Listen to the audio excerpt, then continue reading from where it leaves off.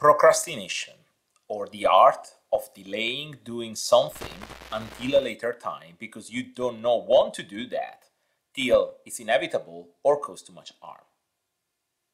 Procrastination is something that we all struggle with from time to time, but it can be a major productivity killer. In this video, we will discuss some tips and strategies for overcoming procrastinations so that you get more done in less time.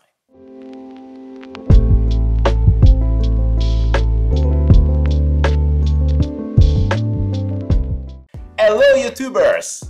My name is Luca, and in today's video I want to talk with you about procrastination, a common challenge that any of us is affected, including me. I have to admit that I had a long-lasting relation with procrastination, but I'm able to recognize it very well by now, and I found a bunch of mechanisms to move on and get the ball rolling. I led you through this topic, sharing a multitude of insightful stories that I have proven invaluable in my own battle against procrastination. Let's start with the first one. In a podcast that I'm used to listening, called Masters of Scale, Reid Hoffman, former CEO of LinkedIn, talks with people with incredible stories of hyper-growth companies. It's probably the best production for a podcast I listened to so far. In several episodes, Mr. Hoffman mentions one of his famous mantras. If you are not embarrassed by the first version of your product, you have launched too late. And surprise, surprise, this became one of my mantras too. I think it's great having people like him sharing these insights. How many times have you found yourself delaying the delivery of a product or a feature just because the code wasn't polished enough, or you want to add one more feature? Unfortunately, perfection is the enemy of good, as Voltaire was used to say. This is the key mindset not only for launching new products or features, but for many activities we perform on a daily basis. The important thing is gathering feedback, learning and iterating. If you wait for the perfect time to launch a product, that time might never arrive. Hit the ground as soon as possible and tweak your thoughts and direction based on the feedback you will receive. What you will learn is invaluable and it will help you to achieve your goals faster. In the past, I was involved in a working group to launch a new initiative, and we spent so many months talking about how to structure it. I genuinely believed that the activity could have a great impact with our customers. So in the meeting, I shared with everyone my disappointment and I said, listen, perfect is the enemy of good. So we should spend less time procrastinating how to make it better and what we are missing, and instead focusing on delivering this solution. I didn't want to miss many opportunities that in reality we could have thanks to this approach. Another important aspect is that getting out of the door helped us to gather real feedback from our customer instead of our assumptions. Everyone agreed, and in a matter of a week, we tried our new idea with a few customers. We gathered quite a few valuable insights that we incorporated later on into our initiative. In my experience, when you hit the ground running and you generate enough speed, you will be able to work faster, better, and with less paranoia because now it's out there in the wild and everyone can see it.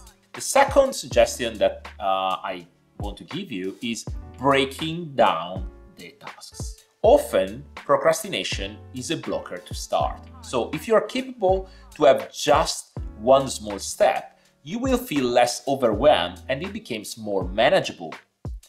This can help to reduce procrastination and increase the impact you can have with your activities.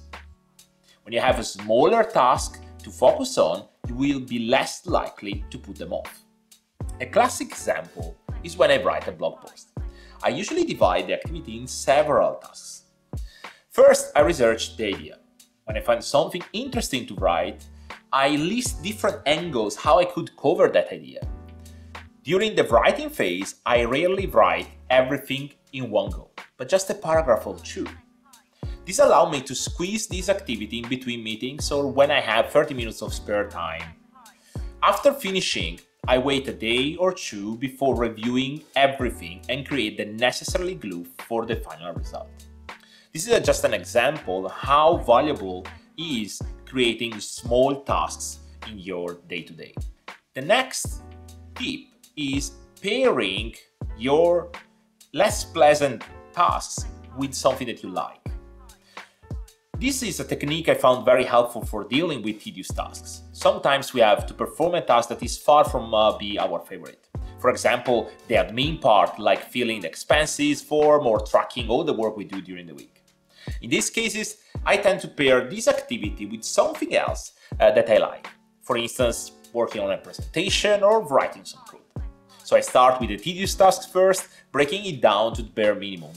And in this way, if I'm not too late to deliver it, I usually spread the task across the week to swallow this big beer in small chunks instead of everything in one go.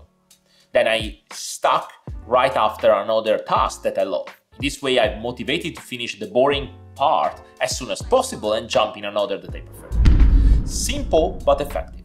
I have to say, sometimes I just need to dedicate time to a tedious task, and that's okay, as long as it doesn't become the normality. The next tip is eliminating distractions. For me, it's a key strategy for overcoming procrastination.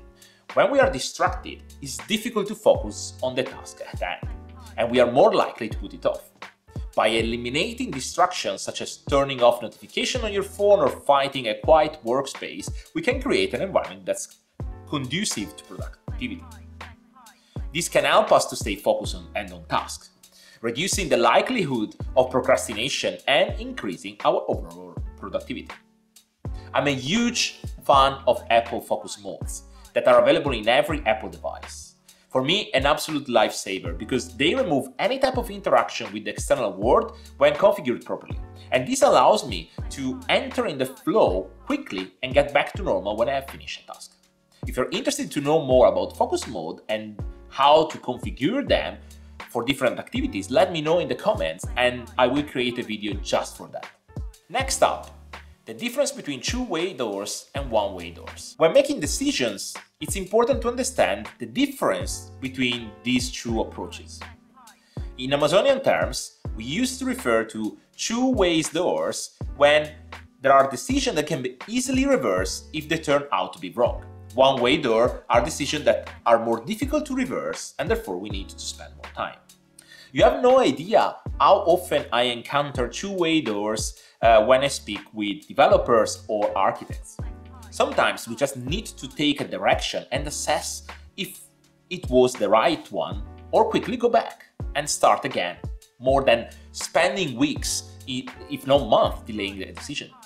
Many decisions that I experience are two-way doors. You just need to take a step back and see the situation objectively.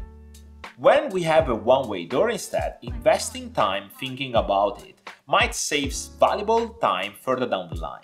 But I can guarantee you that in many projects I took part, there are way more two-way door than one-way door. So hit the ground running and trying to understand if your decision can be tweaked while in progress more than delay this decision due to procrastination, because finding the perfect environment is almost impossible. And therefore, it's very important that instead of waiting and deferring a decision, we move forward. In this episode, I shared several techniques to defeat procrastination and get the ball rolling. I want to leave you with a very good advice if you're not so sure that this mechanism could work for you. At work as in life, you never lose. You either learn or succeed. And in both cases, it's a win for you. This is the mindset that everyone with a can-do attitude should aim for, despite how painful the beginning of a new journey is. If you like this episode, there are more episodes available on the channel.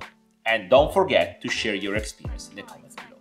Thanks for watching and see you in the next episode of My 50 Cents.